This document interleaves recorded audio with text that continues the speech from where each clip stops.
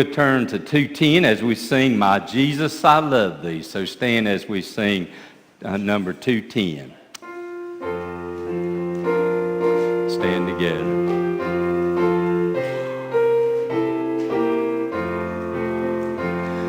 My Jesus, I love Thee. I know Thou art mine.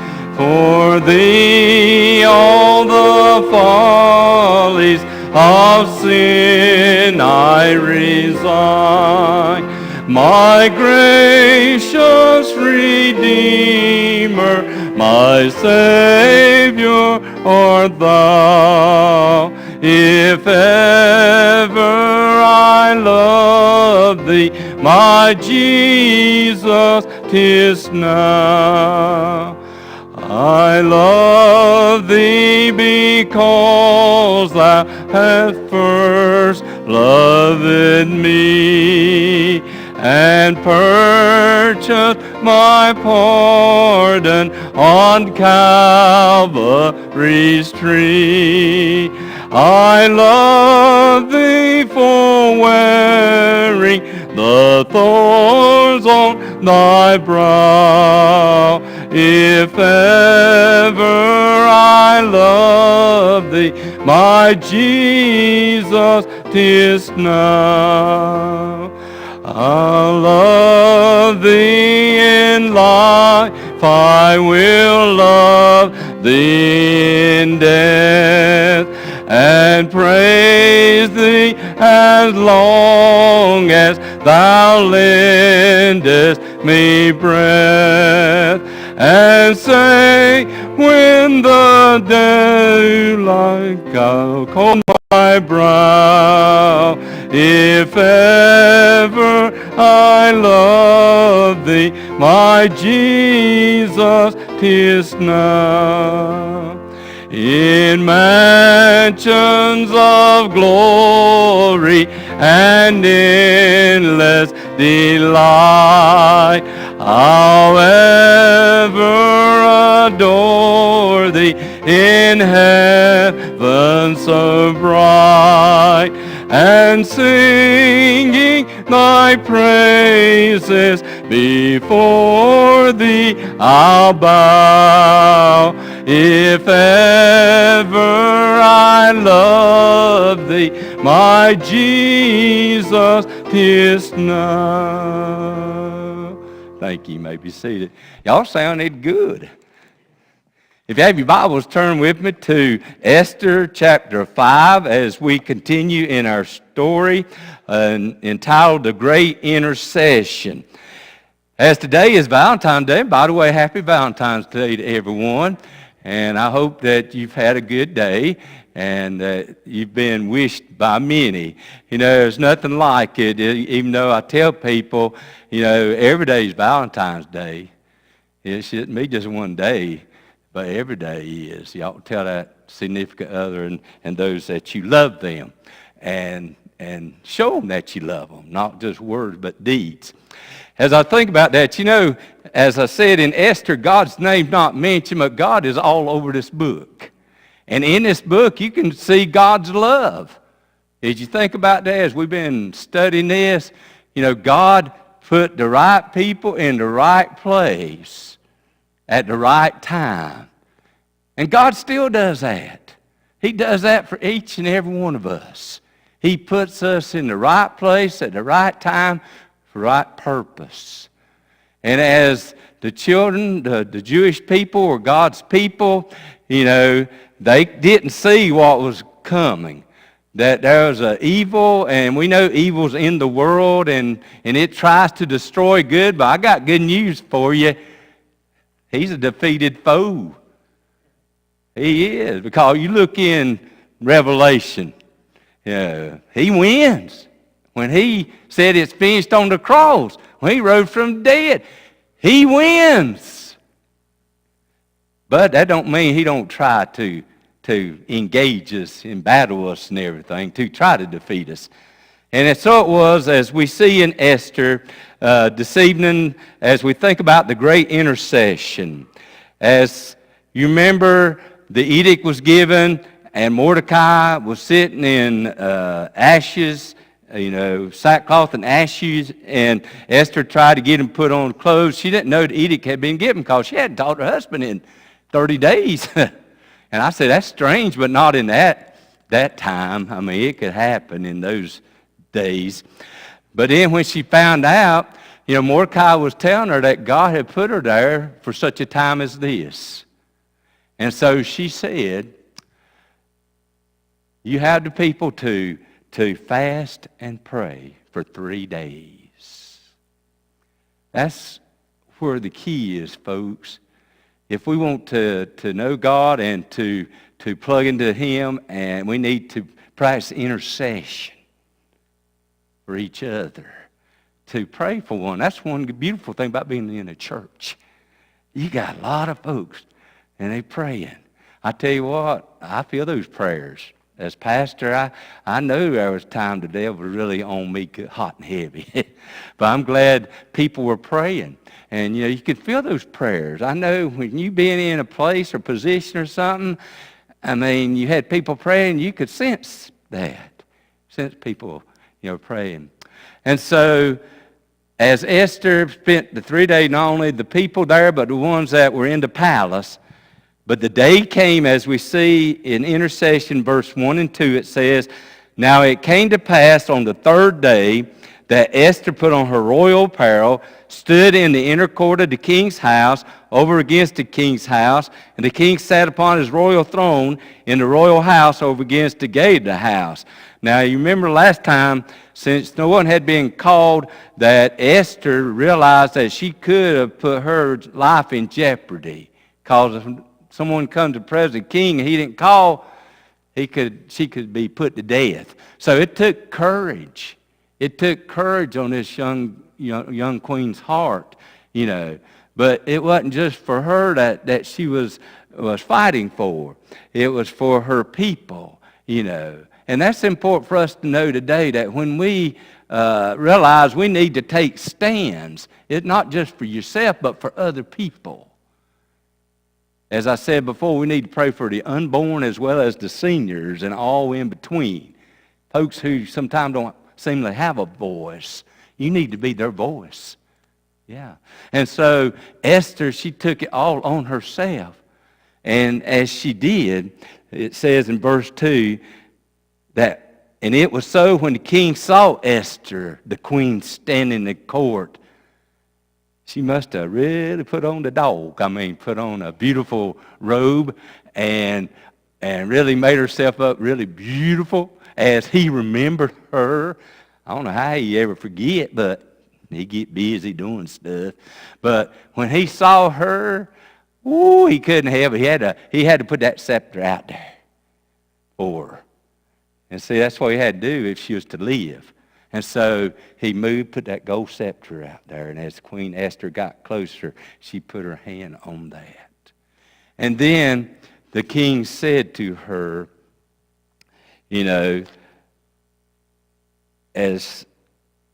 what will you, Queen Esther, what do you want? What's your request as we find the invitation?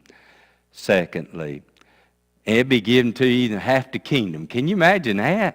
Of course, we know in our society today, if you're married, your wife or spouse does get half. If I understand the law right. That's why I got a will, so that way she can't say, you got to give me more than half. I said, no, that's all you get. No, I'm just teasing. She has it all. She realized she got it all, really. See, what's mine is mine, what's hers is mine. No, you didn't get that, did you? Oh, I was going to see if y'all heard that. No, but she struck his fancy so that he said, I'll give you up to, man, that'd be temptation, wouldn't it? But she was focused because she knew what, to ask the king for. She was in that position or place, Isn't it funny how sometimes people, they can get in places of authority and they think they have power and stuff. You need to realize no power comes. It comes from God. All authority comes from God. And so we find that Esther said to him, if it seem good to the king, let the king and Haman come this day to the banquet that I have prepared for him. See, you might wonder, why didn't she just say up front, what she wanted? Well, she knew her husband. It's like a lot of ladies, they know their husband and how you can approach them. That's why sometimes it's better to talk to someone's wife, because they know and understand their husband, and how maybe to approach him. The direct approach at this point might not been the right approach. So she was trying to ease into, her request and just being abrupt. Now, I know some things, you got to be direct with, but in the case of this king who she was married to, but yet he was one of those, as he let Haman, take advantage of him, she knew that she wanted it done right, in approaching him. And I tell people that you need to pray and you need to ask God to show you, how should I approach this? When you're dealing with folks, individuals, there's a right way and there's a wrong way, as you're approaching individuals. Because, some people, they get on their high horses right quick. They get on defense right quick. You know that if you've ever been in confrontation with someone. I know Carol, she gets on me, says, you beat around the bush too much. Yeah, but I'm going to get to it, honey. I might beat around it, but I'm going to get to it. I will. And so Esther, in her strategy, rather than just come out with it, she was wanting, Haman, who was the one who started all this mess, who was the enemy or the evil one in this story. So she wanted him to be there when she asked the request of him. And how do you think Haman felt when the king went and got him and said, you're invited to the queen's house, and only you and the king? How do you think old Haman felt? You remember what his thing was? What was his sin, as I call it? Pride. Pride was his biggest downfall. And as I was explaining that to children, what's the middle letter of pride? What's the middle letter of sin? So you see, I is at the heart of the problem. He had eye trouble. There's a lot of people got eye trouble. Not the physical eye trouble. But it don't take you long to know where a person's at in his life, his relationship. If all he's talking about is I, me, and my, I say, oh, my. But old Haman, buddy, he really thought he was tough stuff. He done got the king to sign an edict to destroy all his enemies. I mean, he didn't like Mordecai, but he wasn't going to stop Mordecai. He was going to get rid of all the Jews. And so we find old Haman going. They sat down there. Of course, they really didn't sit down. You have to pitch with me, the room where there's a low table with, with cushions and things. They would be sitting down or almost.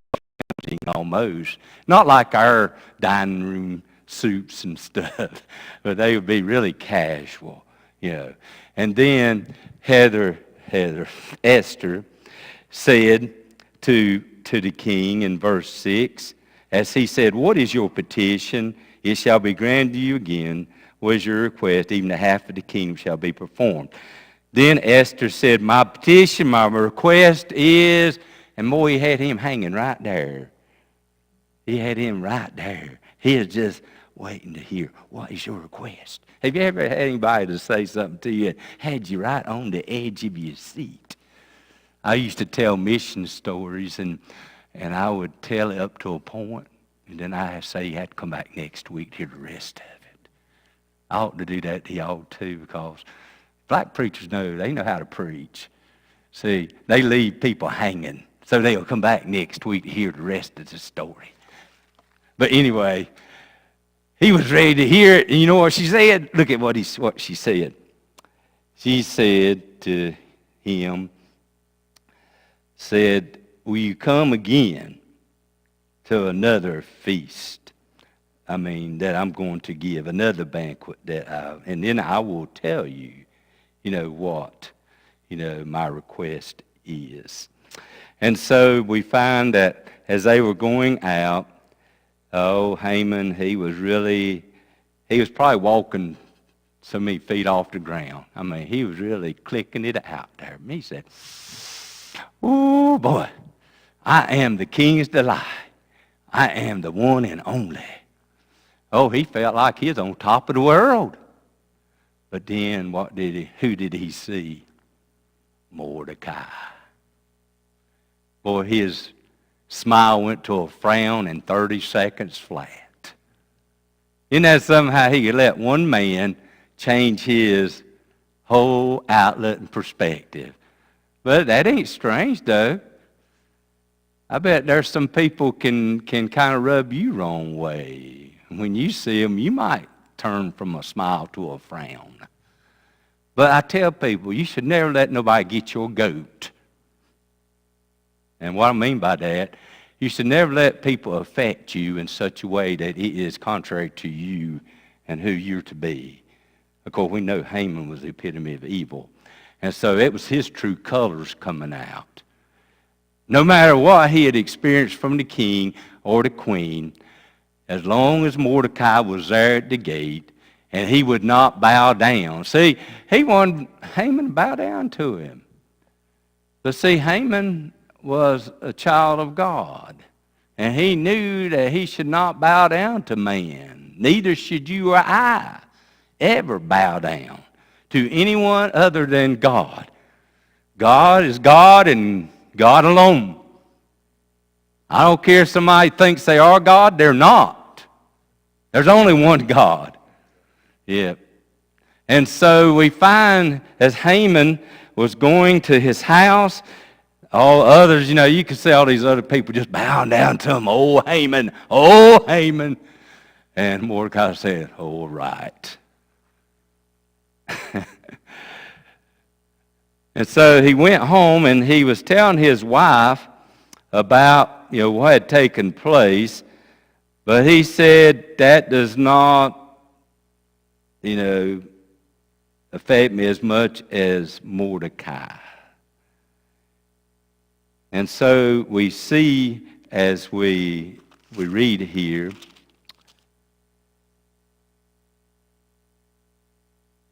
that he told his wife, his sons, his friends of the glory of his riches and multitude of his children, to what the king had done and the queen, and that he was invited to another day of banquet in verse 12. Yet all this avails me nothing as long as I see Mordecai, the Jew, sitting at the king's gate. So you see, it's sad, how, he allowed this one. But the thing about it, bitterness is like, pride is like a bitter root. If once it gets rooted in you and you feed it, it just keeps growing. It keeps growing. So we should, I think, ask ourselves, think about tonight, is there anybody that I have hard feelings toward? Throughout our lives, we're affected by many, And sometimes we may not realize it affects us as much as, as you think it does. But we need to realize that Jesus told us we need to love, we need to forgive, and that is tough. It's hard to forgive someone that has hurt you or has done something to you. I know we're not Jesus, but we need to strive to be. I think sometimes hurting people hurt people. Have you ever thought about that? I think people who've been hurt, they hurt people. Instead of dealing with that individual or whatever it is, as you let that, take root in your heart, in your life, it just overtakes you. When you think of that person or see that person as Haman saw Mordecai, he just couldn't stand it. He wanted to get rid of him, out of his life. And so he had a gallows built. It wasn't no short gallows. It was like a 75-foot gallows. I mean, somebody could see that thing from a mile. He didn't want to just make, to get even. He wanted to make a spectacle, out of it.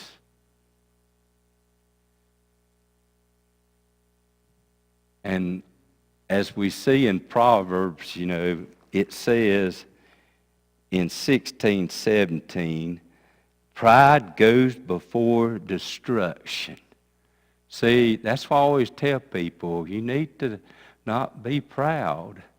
I mean, it's different, in being proud to be a child of God, but to think of yourself more than you ought to, look at me, what I've done. If anything, Jesus said, if you want to be great in the kingdom of God, you must be a servant. If you want to be great, you need to humble yourself. As he said, the first shall be last, and the last shall be first.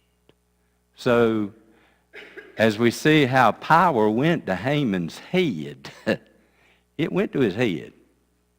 And that's something we have to be on guard against. I tell you, if you're in any leadership position, you have to really guard yourself. When people, they'll make compliments and they'll say this and that, but then, it's like you can go from hero to zero in a little bit. Many preachers have gone from hero to zero, and other leaders. That's why it's advantageous for us to understand, who we are and whose we are. I'm a child of God. All honor and glory should never come to me or to anyone. It ought to always go to Him. It ought to be to Him. As we sing the song, to God be the glory, great things He has done. It ain't anything I've done. It's what He's done. And as we experience God these last few weeks, it helps us to understand, I think, even more that. How we need to realize God's at work, and He invites us to join Him in it. It's us working together. And if anything that is accomplished, let it all go to Him. To Him. As Haman, as we'll see next week, as we see it closing out, that he built it 75 feet high in the last verse, and he is going to go ask the king if he could hang him on the gallows to be made. You'll have to come back next week to hear some more of the story. Okay, anybody got a question? I mean, it's just hard to understand, I think, sometimes, as you read Esther, how you can see God's at work. How people might say, why did God allow that to happen? But all of us have had things in our lives, haven't we, to happen, and you ask, why? And that's a logical question. But it ought to cause us to our knees to ask God, and ask others, will you pray for me? Will you pray for me so that I may know or I might understand, to help me, work through this or get through this, because you will. Even though at the time when it happens, you wonder, how am I going to get through this? It says, I've talked to many who've lost family members. You don't get over it, just get through it. You don't get over things that happen in your life. But with his help, you get through it. You live each day. You wake up each day just giving it to God. Say, Lord, I'm thankful. You're with me. And no matter what, or even if you see this person that you have a great dislike for, I've always learned, even enemies, you love your enemies, and the best way to deal with them is make them your friend. And I know that's hard to do sometimes when you've been spoken against and everything. But as we see Jesus' example, how did Jesus do when they mocked him and spat on him or crucified him? You see, he knows what will come. We don't, but he does. But he knows we do. And that is a big plus. No matter what you're going through, as a child of God, he's with you. He's going to bring you through it. He's going to bring you through it. It's like someone asked, I think it was Florence Nightingale. Yeah, she was kind of abused by someone, and someone said, Florence, don't you remember that person that said, yeah, I forgot to remember. That'd be good to know, wouldn't it? I forgot to remember. So you see, you can in fact help people. Because some of them, like I said, hurting people hurt people. So we got to stop the hurt. Just like abusive, you got to stop it where it is. You stop the abuse. And by loving and by helping, individuals. Because a lot of children, if they're abused as children, they think that's what they ought to do. But there's got to be a stop. Say, no, that ain't the way you're to do. That ain't the way you're to act. Christians, we need to do that to new Christians. When you become a Christian, you need to change. And you can, and with God's help and our help in walking alongside with them. Because we need that support. We do. It's great to have someone walk alongside with you when you're going through something, And I hope everybody has somebody that they can talk to. Sometimes it's your spouse or it's someone in which everybody needs someone. And I think God can help you to show you that. We all need each other, as we go through life. Okay? All right, anybody got it? I know I did all that talking. I asked you a question, then I just started rambling off again. Was there anything you want to? Yeah, that's me. Anybody got a question or thought or maybe something may have sparked with you? Oh, no. She was supposed to be a helpmeet, but I don't think she helped him very much. She kind of fed it. She fed it. Yeah. That's why you need cheerleaders, That's why a man ought to, you need to listen to your wife, but you need to weigh it. See, is this good? If it's sound, if this is right, But he is so far gone. See, she was just telling him what he wanted to hear, and all. Okay? All right? Anybody else? Okay, let's break up in our prayer cells, and we'll see you Sunday, Lord willing.